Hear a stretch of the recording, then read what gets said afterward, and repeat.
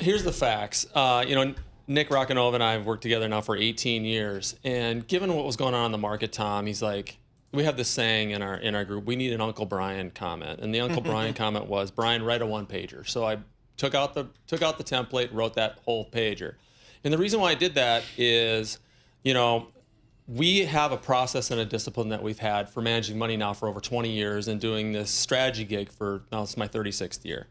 And we've been blessed and fortunate to work at a bunch of amazing firms, and we were really blessed to run $11 billion at BMO now for 13 years. And what we said in April, when we moved our target from 6,700 to 6,100, we said, discretion is the better part of valor. We can't have a target that's out there 35% willy-nilly Pollyanna based on exogenous events that made us worried about at 6,100. Now those events, we believe, in terms of the signpost that we look for, changed. So we went back to our original target of 6,700. We think the bull market is very much alive. We also caution investors in the note in June saying, market targets are an academic situation. It has nothing to do with running money. If you are basing your strategies on a strategist market target, get out of the business. You should be running money in terms of your process and discipline. And what we said in April is we're not changing anything. We're not changing anything in terms of our sectors and the stocks we own. That resulted, and I'm very humbled to say, that resulted in the best quarterly performance I've ever had running money. Now, you don't judge by just a quarter, you judge by longer term. So we look at the last 12 months of the returns on our portfolios, out 10 of our benchmarks, we've crushed them. And the reason is that we stuck with these great stocks. If we like them at 10, we like them even more at 8. And that actually paid off again. So we think the bull market is very much alive. It doesn't mean that we're not going to have days and weeks like, looks like we're going to be a little squishy here, let's call it. But that's all about investing. Talk to people that just say, if it's too good to be true, it's going to end. The tech thing, the Mag 10, the Mag 40, the 60 stocks in the Belski universe, someday it's going to end. How do you handle that emotion?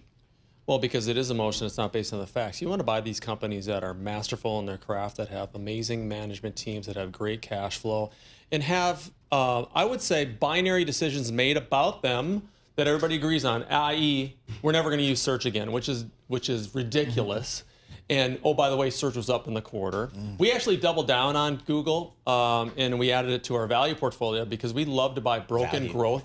Oh yeah, when the stock was down in April, we put it in our value portfolio. Why? Because it's a broken growth story. Is Apple a broken growth story? No, I think Apple is a cash machine. You never want to ever bet against the U.S. consumer. And let's put a semicolon space, and you never want to bet against Apple. Paul, one of the best things Secunda and the crew, David Tamborelli, invented over at Bloomberg is a quick use of cash at a given company. I reviewed the cash generation of Apple yesterday. I've said this before, folks. To me, it's like a 19th or even 18th century Hong Kong trading company. They just mint profit and they don't want to talk about it.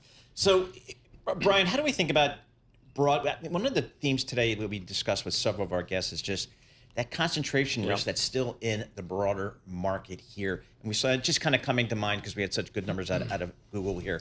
How do you guys think about that? Is it a risk? Is it just the new world we're in? It's partially in the new world we're in, but it's going back to the talking head theme that we said, same as it ever was. If you go back to 1995, 96, it was a concentrated market in terms of the Nifty 50, and those Nifty 50 stocks were the big liquidity stocks like Procter & Gamble, Gillette, Coca-Cola, Pepsi. People bought those stocks because of liquidity. They were worried about coming out of the commercial banking crisis that you were worried about at Rauscher, and I was worried about at Dane back in 94. Anyway, I do believe that this notion of broadening out was proved by decent performance in Europe and emerging markets, and I think that's going to follow through with value and small cap. Again, I think 10 years from now we're going to be kicking ourselves if we didn't own more small cap. When will you know to go long healthcare?